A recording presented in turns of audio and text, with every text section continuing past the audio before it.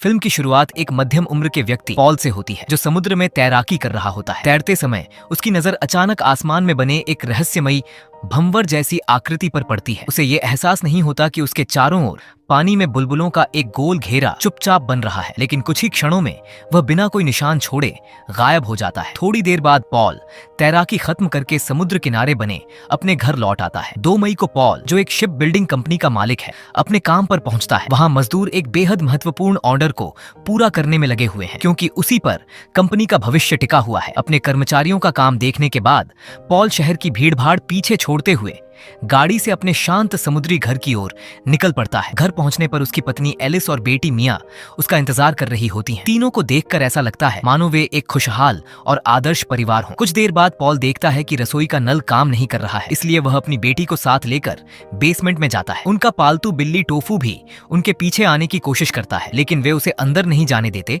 क्योंकि बेसमेंट में रखे एक्वेरियम की मछली पर वह हमला कर सकता है। जब मिया मछली को देख रही होती है, तब पॉल पानी टपका रहे बॉयलर को ठीक करने लगता है। तभी एक मकड़ी को देखकर मिया घबरा जाती है और पॉल से उसे मारने के लिए कहती है, लेकिन पॉल मना कर देता है। वह समझाता है कि मकड़ियां फायदेमंद होती हैं, क्योंकि वे मच्छरों और मक्खियों को खत्म करती हैं। इसके बाद दोनों एक मजेदार खेल खेलने लगते हैं, जिसमें पॉल खुद को एक राक्षस बताकर मिया को खाने का नाटक करता है। उसकी हरकतों पर मिया खिलखिलाकर हंसने लगती है। ऊपर लौटने के बाद पॉल खाना बनाता है और रात का भोजन खत्म होने पर पूरा परिवार लिविंग रूम में संगीत पर जमकर नाचता है। मिया के सो जाने के बाद पॉल और एलिस भी साथ में नाचते रहते हैं और फिर अपने कमरे में चले जाते हैं। 5 मई की सुबह पॉल उठकर नहाने जाता है। नहाते समय उसे महसूस होता है कि शॉवर का हेड पहले की तुलना में कुछ ज्यादा ऊंचा लग रहा है। बाद में जब वह अपनी शर्ट पहनता है तो उसे एहसास होता है कि शर्ट उस पर कुछ ज्यादा ही ढीली हो गई है, इसलिए वह दूसरी शर्ट चुन लेता है। काम पर पहुंचने के बाद उसे पता चलता है कि जिस बड़े ऑर्डर की पेमेंट का इंतजार था वह एक बार फिर टाल दी गई है। ये बात उसे बेहद परेशान कर देती है। शाम को खराब मूड में होने के बावजूद वह अपनी बेटी मिया के कहने पर उसे सोने से पहले कहानी सुनाता है और यहाँ तक कि उसे अपनी पीठ पर बैठाकर घुमाता भी है। 7 मई को पॉल देखता है कि उसके लगभग सभी कपड़े उस पर जरूरत से ज्यादा बड़े हो गए हैं। इतना ही नहीं, उसका वजन भी काफी कम हो चुका है। ये देखकर वह घबरा जाता है और डॉक्टर के पास जाने का फैसला करता है। डॉक्टर से जांच करवाने के बाद वह यह जानकर हैरान रह जाता है कि उसकी लंबाई अब 176 सेंटीमीटर रह गई है। पॉल दावा करता है कि 18 साल की उम्र से उसकी लंबाई हमेशा 180 सेंटीमीटर रही है, लेकिन डॉक्टर इसे बढ़ती उम्र और तनाव का असर बताकर कहता है कि चिंता की कोई बात नहीं। मगर पॉल डॉक्टर की बात मानने को तैयार नहीं होता। उसके लिए 4 सेंटीमीटर कम होना कोई मामूली बदलाव नहीं था। काम पर लौटने के बाद वह नोटिस करता है कि उसका सुरक्षा हेलमेट भी अब उसके सिर पर ढीला पड़ने लगा है। अपने शरीर में हो रहे इन अजीब बदलावों को लेकर वह इतना चिंतित हो जाता है कि रात में ठीक से सो भी नहीं पाता। आखिरकार वह तय करता है कि खाली बैठकर चिंता करने के बजाय कुछ उपयोगी किया जाए, इसलिए वह नियमित रूप से व्यायाम करना शुरू कर देता है। 20 मई को पॉल नहाने के लिए शॉवर के नीचे खड़ा होता है, लेकिन इस बार उसे महसूस होता है कि शॉवर हेड अब उससे काफी ज्यादा ऊंचा दिखाई दे रहा है। इतना ही नहीं, उसकी उंगली पतली हो जाने की वजह से उसकी शादी की अंगूठी भी फिसल कर निकल जाती है। बाद में जब पॉल अपनी पत्नी से मिलता है तो दोनों ये देखकर हैरान रह जाते हैं कि पॉल अब एलिस से काफी छोटा हो चुका है। ये देखकर दोनों घबरा जाते हैं और तुरंत अस्पताल पहुंचते हैं। वहां डॉक्टर उसकी हर तरह की जांच करते हैं, लेकिन वे ये पता नहीं लगा पाते कि आखिर उसके साथ हो क्या रहा है। सभी रिपोर्ट्स के अनुसार पॉल पूरी तरह स्वस्थ होता है। डॉक्टरों को सिर्फ इतना दिखाई देता है कि उसके शरीर के सभी माप एक समान अनुपात में कम हो रहे हैं। बेकार की लगातार जांचों से तंग आकर पॉल बिना अनुमति के अस्पताल छोड़ देता है और घर वापस लौट आता है। अगले कुछ दिनों में पॉल लगातार छोटा होता जाता है। हालत यहाँ तक पहुंच जाती है कि वह मजाक में कहने लगता है कि अब उसे सर्कस में नौकरी कर लेनी चाहिए, क्योंकि उसका आकार लगभग टोफू जितना हो गया है। एलिस को चिंता होने लगती है कि कहीं बिल्ली उस पर हमला न कर दे, इसलिए वह टोफू को घर से बाहर छोड़ने का फैसला करती है। 30 जून को जब पॉल की लंबाई घटकर लगभग 40 सेंटीमीटर रह जाती है, वह घर में अकेला होता है। तभी वह खिड़की के शीशे के उस पार टोफू को उत्सुकता से अपनी ओर देखते हुए देखता है। अचानक पॉल को किसी के दरवाजा खोलने की आवाज सुनाई देती है। वह तुरंत भागकर छिपने की कोशिश करता है और एक बिस्तर के नीचे जाकर छिप जाता है। वहीं से उसे पता चलता है कि आने वाला व्यक्ति एक रियल एस्टेट एजेंट है जो कुछ ग्राहकों को घर दिखाने आया है। रियल्टर मेहमानों को बताता है कि घर की मालकिन इसे बेच रही है, क्योंकि उसका पति कथित रूप से गायब हो गया है और इस घर से जुड़ी बहुत सारी यादें हैं। पॉल मन ही मन सोचता है, मैं गायब नहीं हुआ हूँ, मैं तो बस छोटा हो गया हूँ। कुछ समय बाद जब एलिस घर लौटती है तो पॉल उस पर नाराज हो जाता है। वह कहता है कि उसने उसे घर आने वाले मेहमानों के बारे में नहीं बताया और यहाँ तक कि घर घर बेचने का फैसला भी उससे पूछे बिना कर लिया। एलिस उसे समझाती है कि उसके पास कोई दूसरा रास्ता नहीं है। पॉल डॉक्टरों से मिलने से इनकार कर रहा है और परिवार के पास घर का कर्ज चुकाने का भी कोई साधन नहीं है, क्योंकि कमाने वाला वही था। पॉल जवाब देता है कि वह किसी प्रयोगशाला का चूहा नहीं बनना चाहता और खुद को बीमार भी नहीं मानता। उसकी बात सुनकर एलिस झुंझला जाती है और उसे इस पूरी स्थिति की गंभीरता समझाने की कोशिश करती है। पॉल तुरंत कहता है, गंभीरता, ये तो बड़ा मजेदार शब्द है। 5 जुलाई को मिया अपने सिकुड़ चुके पिता के लिए एक गुड़िया घर तैयार करती है, जहां वह अपेक्षाकृत सुरक्षित और आरामदायक तरीके से रह सकता है। अपने नए छोटे से घर को देखते हुए पॉल अपनी बेटी को हंसाने की कोशिश करता है। वह वहां रखी एक गुड़िया के साथ नाचने लगता है ताकि मिया का मनोरंजन हो सके। लेकिन जब मिया खेल खेल में राक्षस बनने का नाटक करती है और जोर से दहाड़ती है तो उसकी आवाज पॉल के नन्हे कानों को तकलीफ पहुंचा देती है। ये समझते ही मिया उदास हो जाती है और तुरंत अपने पिता से माफी मांग लेती है। रात में पॉल अपनी पत्नी के साथ सोने के लिए उसके बिस्तर तक पहुंचता है। वहां तक पहुंचने के लिए उसे पहले एलिस के हाथ पर चढ़ना पड़ता है, जो अब उसे बेहद विशाल दिखाई देता है। 10 जुलाई को पॉल मछली पकड़ने के सामान की मदद से एक छोटी रस्सी और हुक तैयार करता है। अब उसके लिए घर के भीतर एक जगह से दूसरी जगह जाना लगातार मुश्किल होता जा रहा था, इसलिए यह छोटा उपकरण उसके काम आने वाला था। उसी समय टोफू घर के छोटे दरवाजे से चुपके से अंदर घुस आता है। उसे देखते ही पॉल डर जाता है। बिल्ली से बचने की कोशिश में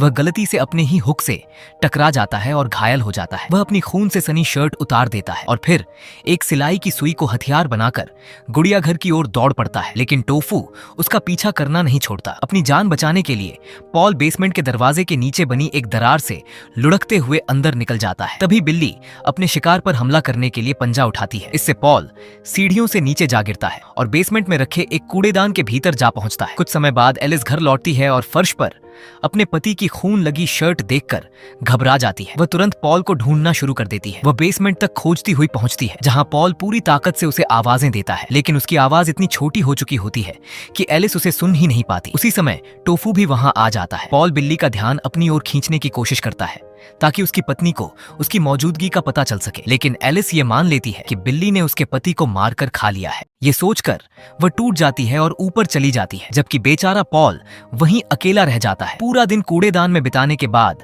पॉल अपने लिए नए कपड़े बनाता है और फिर बाहर निकलकर बेसमेंट का निरीक्षण करने लगता है। वह डिब्बे से बाहर निकलकर बेसमेंट की विशाल दुनिया में कदम रखता है, जहां उसे वही सुई मिल जाती है जो उसके साथ नीचे गिरी थी। पॉल उसे फिर से अपने हथियार के रूप में साथ रख लेता है। तभी उसे किसी मकड़ी की आहट सुनाई देती है, इसलिए वह जल्दी से रिस रहे बॉयलर की ओर भागता है ताकि अपनी प्यास बुझा सके और थोड़ा साफ सुथरा भी हो सके। अगली सुबह पॉल ऊपर से कुछ आवाजें सुनता है। वह तुरंत सीढ़ियों की ओर दौड़ता है, लेकिन फिर भी अपने परिवार का ध्यान आकर्षित नहीं कर पाता। वह मिया को यह कहते हुए सुनता है कि वह बेसमेंट में जाकर अपने पिता को ढूंढना चाहती है, लेकिन उसकी मां उसे नीचे जाने की अनुमति नहीं देती। पॉल समझ जाता है कि अभी हार मानने का समय नहीं आया है। उसे एक सफेद चौक का टुकड़ा मिलता है, जिससे वह फर्श पर अपना नाम पॉल लिख देता है। योजना तो शानदार थी, लेकिन उसमें एक बड़ी समस्या थी। परिवार का कोई भी सदस्य बेसमेंट में नीचे आता ही नहीं था। कुछ देर बाद पॉल को भूख लगती है और वह खाने की तलाश में निकल पड़ता है। इसी दौरान उसे एक चूहेदानी दिखाई देती है, जिसमें पनीर का एक टुकड़ा रखा होता है। हालांकि उस पनीर पर कुछ चींटियां पहले से ही दावत उड़ा रही होती हैं। पॉल अपनी सुई की मदद से उन्हें वहां से भगाता है और फिर जाल को सक्रिय करने के लिए उस पर एक कील गिराने की कोशिश करता है। इसके बाद वह आराम से पनीर खाने लगता है, लेकिन तभी उसके ऊपर एक मकड़ी दिखाई देती है और उसे डराने लगती है। मजबूर होकर पॉल शोर मचाता है ताकि मकड़ी वहां से दूर चली जाए। बाद में पॉल एक्वेरियम के पास रखे गत्ते के डिब्बे में बने एक छेद को बड़ा करने की कोशिश करता है। इसके लिए वह एक कील, कपड़े का टुकड़ा और पानी से भरी बोतल की ढक्कन का इस्तेमाल करता है। इस काम में काफी समय लगता है, लेकिन गत्ते को बार बार भिगोकर वह आखिरकार उसमें इतना बड़ा छेद बना लेता है कि अंदर प्रवेश कर सके। अंदर उसे कबाड़ और दफ्तर के सामान के बीच माचिस का एक डिब्बा दिखाई देता है, लेकिन वह वहां तक पहुंच नहीं पाता। उसमें इतनी ताकत नहीं बची होती कि रास्ता रोक रही किताब को हटा सके, इसलिए वह बाहर निकलने का रास्ता बंद कर देता है और रात वहीं बिताने का फैसला करता है। 15 जुलाई को पॉल ऊपर से फिर कुछ आवाजें सुनता है। वह अपनी पत्नी का ध्यान खींचने के लिए कील और पेपर क्लिप को आपस में बजाकर शोर मचाने की कोशिश करता है, लेकिन उसकी सारी कोशिशें बेकार साबित होती हैं। इसी दौरान वह अपनी पत्नी की फोन पर हो रही बातचीत सुन लेता है और उसे पता चलता है कि घर पहले ही बेचा जा चुका है और वे जल्द ही यहाँ से कहीं और जाने वाले हैं। यह महसूस करते ही कि अब केवल इंतजार करने का कोई फायदा नहीं है, पॉल खुद को नशे में डुबोने का फैसला करता है और बेसमेंट में बने वाइन सेलर की ओर बढ़ जाता है। एक बोतल के कॉर्क में सुई से छेद करने के बाद पॉल अंगूठे में पहनने वाली छोटी धातु की टोपी जैसी थिम्बल में टपकती हुई वाइन भरता है और उसे पी लेता है, लेकिन शराब पीते ही उसकी तबीयत बिगड़ जाती है और उसे तुरंत उल्टियां होने लगती हैं। उसी समय पॉल की नजर उस मकड़ी पर पड़ती है जो उसे घूर रही होती है। अब वह मकड़ी पहले से कहीं ज्यादा विशाल दिखाई दे रही थी। पॉल अपनी सुई को हथियार बनाता है और एक्वेरियम के ऊपर चढ़कर मकड़ी को मुकाबले के लिए ललकारता है। कुछ ही क्षण बाद मकड़ी उसे डरा देती है और पॉल संतुलन खोकर एक्वेरियम के पानी में गिर पड़ता है। पानी में गिरने के बाद उसे समुद्र में बिताए अपने पुराने दिन याद आ जाते हैं। वह कुछ देर शांति महसूस करने की कोशिश करता है और गोल्डफिश को तैरते हुए देखता है, जिससे उसे खुशी मिलती है। बाहर निकलने के बाद वह बाल्टी में रखे मछलियों के खाने को नीचे गिरा देता है, लेकिन उसे खुद छकने की हिम्मत नहीं जुटा पाता। बाद में पॉल अपने छिपने के ठिकाने की ओर लौटता है, जहां अंधेरे में उसका सामना फिर उसी मकड़ी से होता है। वह किसी शिकारी की तरह उसका इंतजार कर रही होती है। पॉल सुई से हमला करता है और वहां से भाग निकलता है। वह एक बुक शेल्फ के पीछे छिप जाता है, लेकिन मकड़ी उसका पीछा नहीं छोड़ती और उसे दीवार के साथ जकड़ देती है। निराशा के उस क्षण में पॉल एक लकड़ी का नुकीला टुकड़ा उठाता है और अपनी रक्षा के लिए उसे मकड़ी के चेहरे में घोंप देता है। इससे उसकी एक आंख घायल हो जाती है, लेकिन उसके पास अभी भी कई आंखें बची होती हैं। आखिरकार मकड़ी पीछे हट जाती है। उसे पूरी तरह भगाने के लिए पॉल जोर से चिल्लाता है और मकड़ी वहां से भाग जाती है। इसके बाद पॉल अपने आश्रय वाले डिब्बे तक कागज के टुकड़े घसीट कर लाता है। वह किसी तरह माचिस का डिब्बा हासिल कर लेता है और काफी मशक्कत के बाद एक तीली जलाने में सफल हो जाता है। वह छोटी सी आग के पास बैठकर खुद को गर्म करता है। उसके साथ एक टिन का सैनिक भी रखा होता है, जो उसकी बेटी का खिलौना था। पॉल स्वीकार करता है कि उसे अपनी बेटी की बहुत याद आ रही है। वह उस खिलौना सैनिक से कहता है कि अगर संभव हो तो मिया को बता दे कि वह उससे बहुत प्यार करता है और अभी भी जिंदा है। 20 जुलाई को पॉल अपनी कठिन और दुख भरी जिंदगी को किसी तरह आगे बढ़ाता रहता है। वह किस्मत के आगे हार मानने का इरादा नहीं रखता। ऊपर से कोई आवाज सुनते ही वह सीढ़ियों की ओर दौड़ता है ताकि बेसमेंट में उतर रहे आदमी का ध्यान अपनी ओर खींच सके, लेकिन उस विशालकाय इंसान के कदमों की आवाज इतनी भयंकर होती है कि पॉल के छोटे कान लगभग सुन्न हो जाते हैं और उसे असहनीय दर्द होने लगता है। जब वह आदमी वहां से चला जाता है और शांति लौट आती है, तब पॉल देखता है कि एक्वेरियम की मछली गायब हो चुकी है। ये देखकर वह बेहद दुखी हो जाता है। 2 अगस्त को हम देखते हैं कि पॉल और भी ज्यादा सिकुड़ चुका है। अब तो मच्छर भी उसे किसी दैत्य जैसे दिखाई देने लगे हैं। कीड़ों की उड़ान देखते हुए उसकी नजर बेसमेंट की खिड़की पर लगे मच्छरदानी के जाल पर पड़ती है और उसे एहसास होता है कि शायद उसी रास्ते से वह बाहर निकल सकता है। अपनी पूरी ताकत जुटाकर पॉल ऊपर रखी शेल्फ के लकड़ी के पाए पर चढ़ना शुरू करता है। थोड़ी देर सांस लेने के बाद वह तेजी से दौड़ता है और पत्थरों से बनी बेसमेंट की दीवार पर छलांग लगा देता है। अब पत्थरों के बीच की दरारें उसे किसी पहाड़ी रास्ते जैसी विशाल दिखाई देती हैं। कुछ समय बाद अंधेरा हो जाता है और वह बॉयलर के पास पहुंचता है, जहां उसे मकड़ी का ठिकाना दिखाई देता है। वह बहुत सावधानी से जाले के आसपास से निकलने की कोशिश करता है, लेकिन गलती से उसमें फंस जाता है। जैसे ही झाला हिलता है, मकड़ी धीरे धीरे उसकी ओर बढ़ने लगती है। अब वह कोई साधारण मकड़ी नहीं लगती, बल्कि एक भयानक राक्षस जैसी दिखाई देती है। डर के मारे पॉल की हालत खराब हो जाती है और वह अपनी मौत के लिए खुद को तैयार कर लेता है, लेकिन आखिरी क्षण में मकड़ी पीछे हट जाती है। शायद उसकी घायल आंख की वजह से वह पॉल को ठीक से देख नहीं पाती या फिर किसी कारणवश उसे छोड़ देती है। इसके बाद पॉल आगे बढ़ता रहता है और आखिरकार मच्छरदानी तक पहुंच जाता है, लेकिन अभी भी उसका आकार इतना बड़ा होता है कि वह जाल के छेदों से बाहर नहीं निकल सकता। इसलिए उसके पास सुबह होने तक इंतजार करने के अलावा कोई दूसरा विकल्प नहीं बचता। अगली सुबह 7 अगस्त को